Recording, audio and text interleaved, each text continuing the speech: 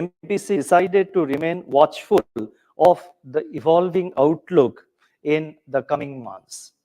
Keeping in view the prevailing inflation and growth conditions and the outlook, the MPC considered it appropriate to change the stance to neutral and to remain, I repeat, and to remain unambiguously focused on a durable alignment of inflation with the target, while of course supporting growth. I would now turn to an assessment of the growth and inflation situation. First, let me talk in brief about the global growth conditions. The global economy has remained resilient since the last meeting of the MPC in August. Although downside risks from increasingly intense geopolitical conflicts, geoeconomic fragmentation, financial market volatility, and elevated public debt continue to play out.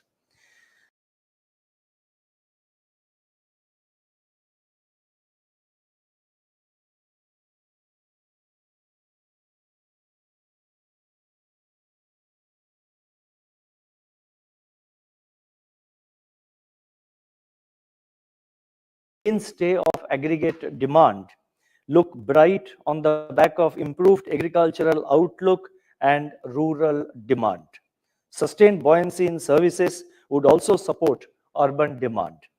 Government expenditure of the center and the states is expected to pick up pace in line with the budget estimates.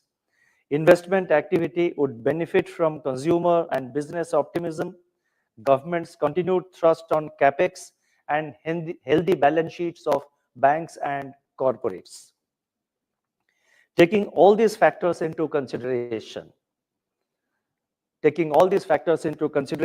real GDP growth for 24-25 is projected at 7.2%, with Q2 at 7%, Q3 at 7.4%, and Q4 7.4%.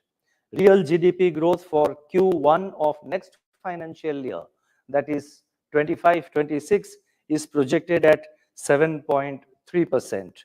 The risks are evenly balanced. I would now like to turn to inflation.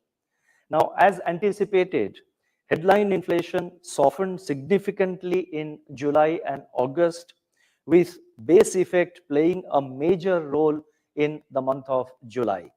Food inflation experienced a certain degree of correction during these 2 months.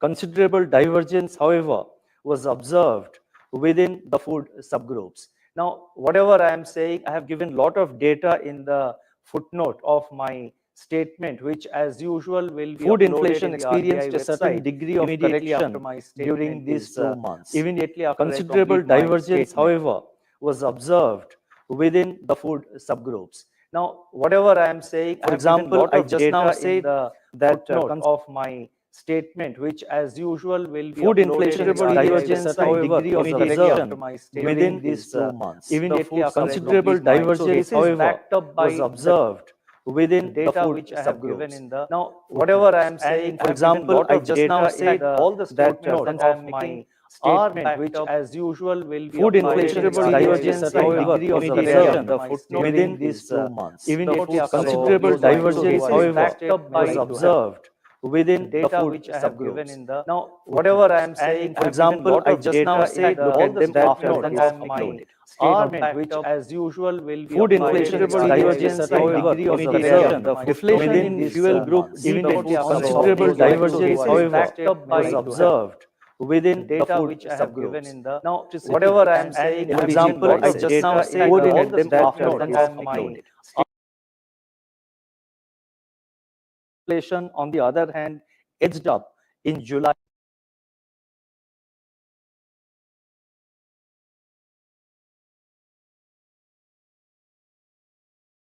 and August. The CPI print for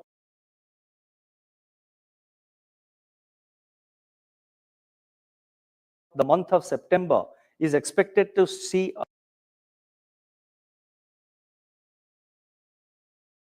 a big jump due to unfavorable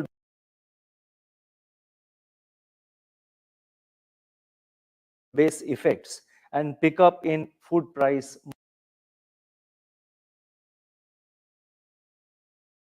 momentum. And this would be caused by the lingering effects of a shortfall in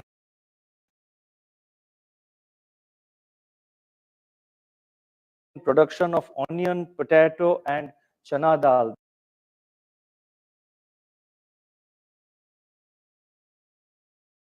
that is gram, in 2023-24,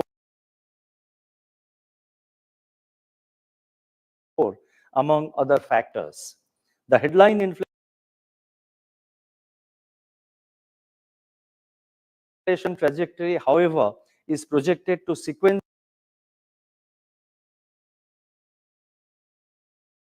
moderate in Q4 of the current financial year due to good kharif harvest,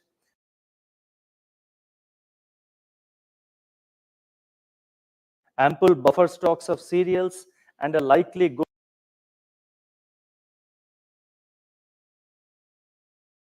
crop in the ensuing Rabi season.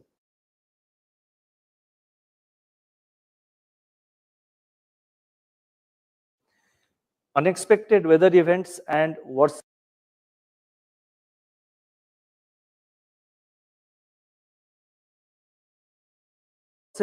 geopolitical conflicts continue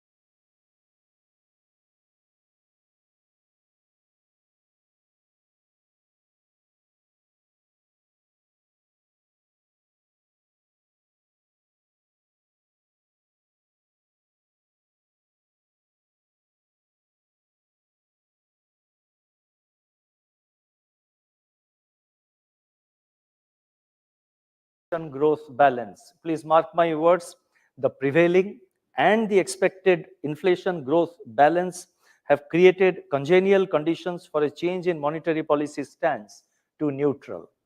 Even as there is greater confidence in navigating the last mile of disinflation, significant risks, I repeat, significant risks to inflation from adverse weather events, accentuating geopolitical conflicts, and the very recent increase in certain commodity prices continue to stare at us. The adverse impact of these risks cannot be undermined, cannot be underestimated. It's with a lot of effort that the inflation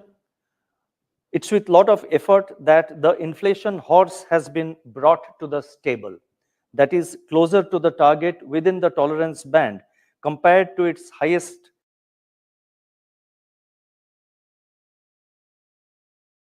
or heightened levels 2 years ago.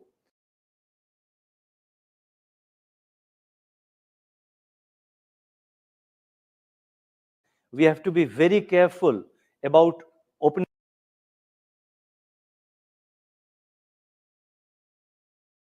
the gate, as the horse may simply bolt again. We must keep the horse in tight leash so as to so that we do not lose control. Going forward, we need to closely monitor the evolving conditions for further confirmation of the disinflationary impulses. I would now like to turn to the liquidity and financial market.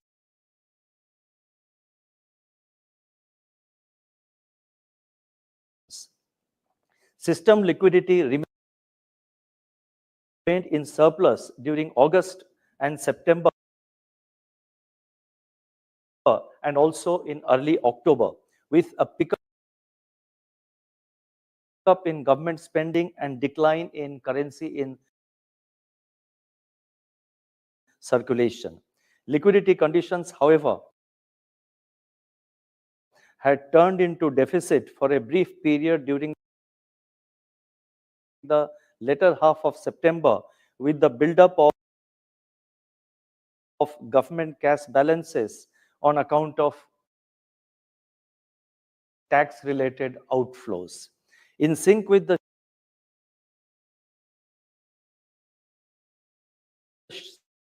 shifting liquidity conditions, the Reserve Bank proactively conducted two-way operations to ensure alignment of interbank overnight rate with the policy repo rate. Across the term money market segments, the yields on 3-month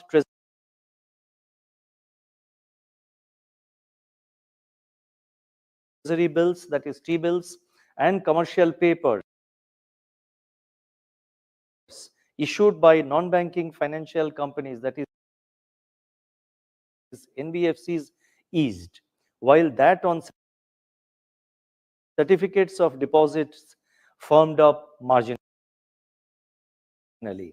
The 10-year G-Sec yield softened in August, September on global and domestic cues,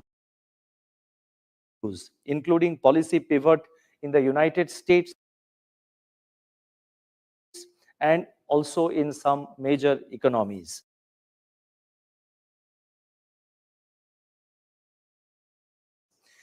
And also, these are not the only factors,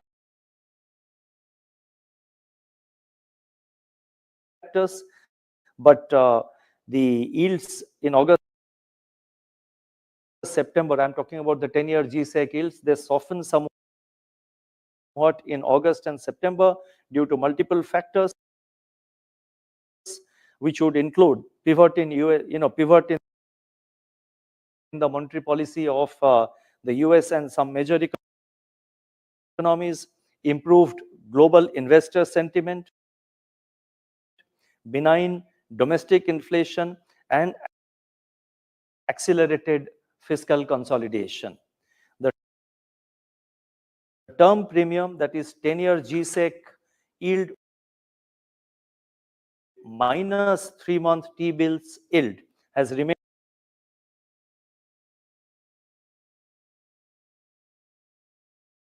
stable in the recent few months. Transmission to the credit market has been satisfactory. Moving forward, the Reserve Bank will continue to be nimble and flexible in its liquidity management operations. We will deploy an appropriate mix of instruments to modulate both frictional and durable liquidity so as to ensure that money market interest rates evolve in an orderly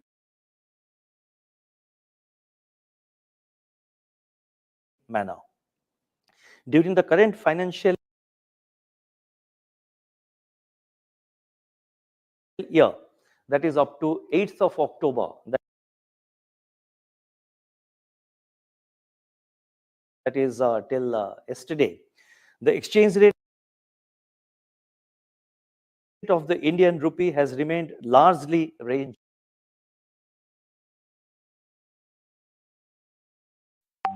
bound. The Indian rupee also continued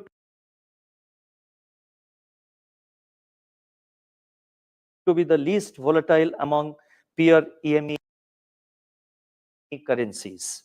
This was so even during the high volatile episode following the unwinding of the yen carry trade in early August this year. The lower volatility of the Indian rupee reflects India's strong macroeconomic fundamentals and improved external sector outlook. I would now turn to financial stability. The health parameters of banks and NBFCs in India continue to be strong.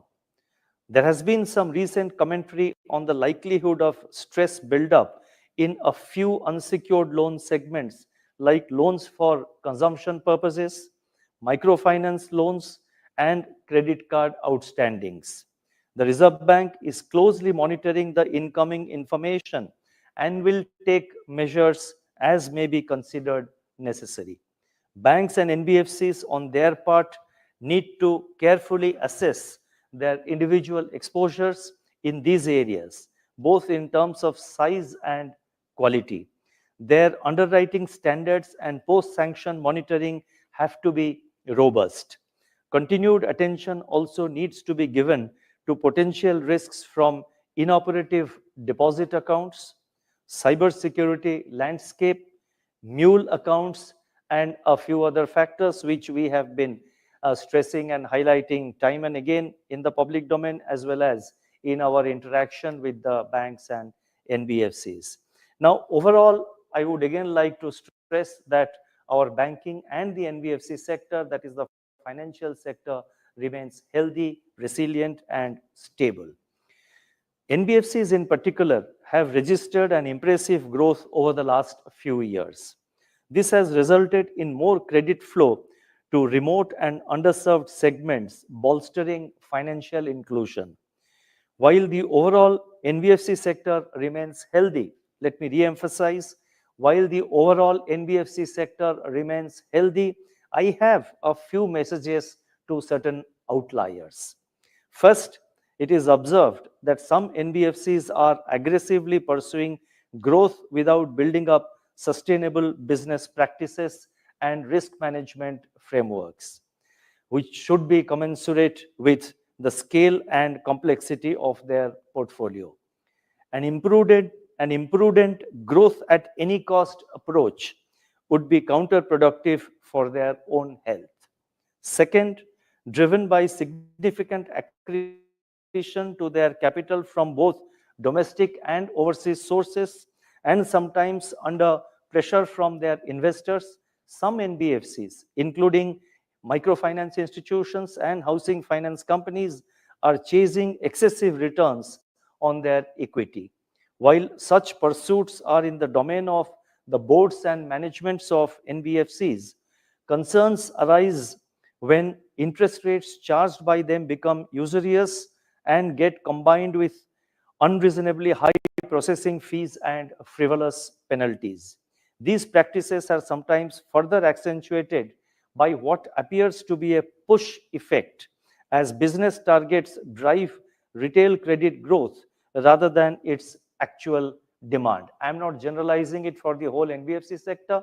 There are certain NBFCs where it is happening bilaterally. We are engaged with them, but I think this is a major this is a message which it's important not only for these outliers to keep in mind, but I think this should act as a guidance for the entire sector. Now, the consequent high cost, I was talking about the push effect, that is business targets driving retail growth rather than its actual demand. In that context, I would like to say that the consequent high cost and high indebtedness could pose financial stability risks if not addressed by these NBFCs in time. Third, NBFCs may review their prevailing compensation practices, variable pay, and incentive structures, some of which appear to be purely target-driven in certain NBFCs. Such practices may result in adverse work culture and poor customer service. To sum up, it is important that NBFCs, including MFIs and housing finance companies, follow sustainable business goals, a compliance-first culture, a strong risk management framework, a strict adherence to fair practices code, and a sincere approach to customer grievances. The Reserve Bank is closely monitoring these areas and will not hesitate to take appropriate action if necessary. Self-correction by NBFCs would, however, be the desired option. Coming to external sector, India's current account deficit, that is CAD, widened to 1.1% of GDP in the first quarter of this financial year, that is 24-25, and this was on account of higher trade deficit. Buoyancy in services exports and strong remittance receipts are expected to keep the current account deficit within the sustainable level. On the external financing side, foreign portfolio investment, that is FPI flows, have seen a turnaround from the net outflows of 4.2 billion US dollars in April and May this year. They have turned from net outflows. In April and May, we had net outflow of 4.2 billion US dollars. Now they have now turned to net inflows of 19.2 billion US dollars during June to October, and this is the figure till 7th of October. Foreign direct investment, that is FDI flows, remain strong in 24-25 as both gross and net FDI flows have improved in April and July. While external commercial borrowings moderated, non-resident deposits recorded higher net inflows compared to last year. India's foreign exchange reserves have already crossed a new milestone of US $700 billion. Overall, India's external sector remains resilient as key external sector vulnerability indicators continue to improve.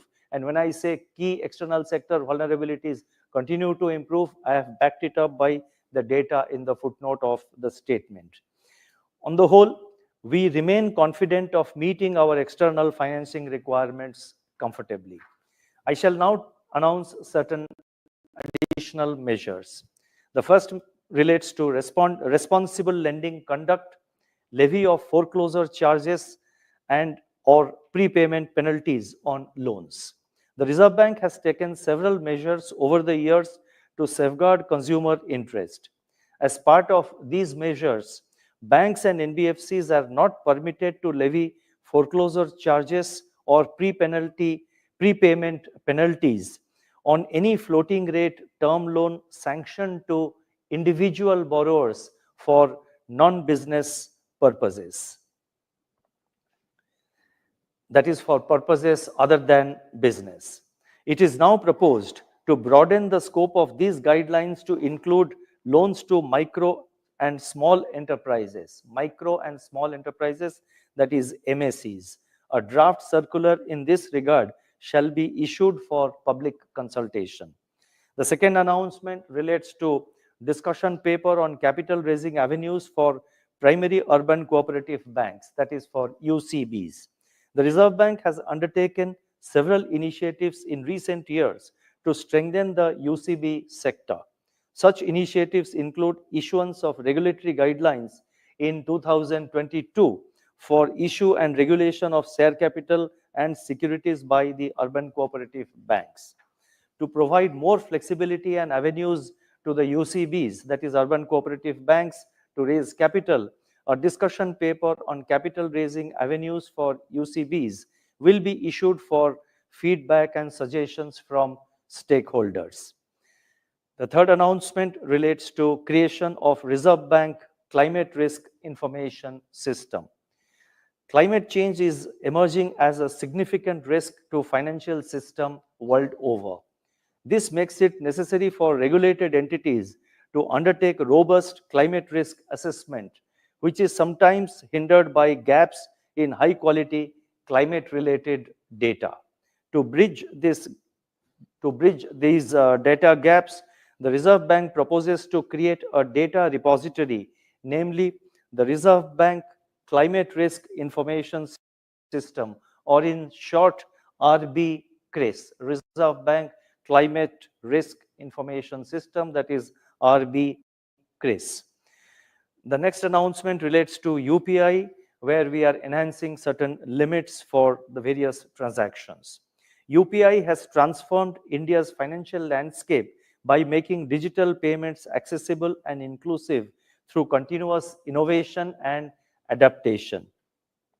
To further encourage wider adoption of UPI and make it more inclusive, it has been decided first to enhance the per transaction limit, in UPI 123 Pay from rupees 5,000 to rupees 10,000. And second, it has also been decided to increase the UPI Lite wallet limit from rupees 2,000 to rupees 5,000 and per transaction limit from rupees 500 to rupees 100. The final announcement relates to introduction of beneficiary account name lookup facility. Let me explain what it means. At present, UPI and Immediate Payment Service, that is IMPS, provide a facility for the remitter of funds to verify the name of the receiver of the funds, that is the beneficiary, before executing a payment transaction. It is now proposed to introduce such a facility for RTGS as well as the NEFT systems. This facility will enable the remitter to verify the name of the account holder before effecting funds transfer to him or her through RTGS or NEFT. This facility will also have the effect of reducing the possibility of wrong credits and frauds. Let me now conclude. Today, the Indian economy presents a picture of stability and strength. The balance between inflation and growth is well poised. India's growth story remains intact. Inflation is on a declining path, although we still have a distance to cover. The external sector demonstrates the strength of the economy. Forex reserves are scaling new peaks. Fiscal consolidation is underway. The financial sector remains sound and resilient. Global investor optimism in India's prospects is perhaps at its highest ever. We are, however, not complacent. I repeat, we are not complacent, especially amidst the rapidly evolving global conditions. The monetary policy action today reflects the MPC's assessment that at the current juncture, it would be appropriate to have greater flexibility and optionality to act in sync with the evolving conditions and the outlook. We stand unambiguously committed to ensure durable alignment of inflation with the target while supporting growth.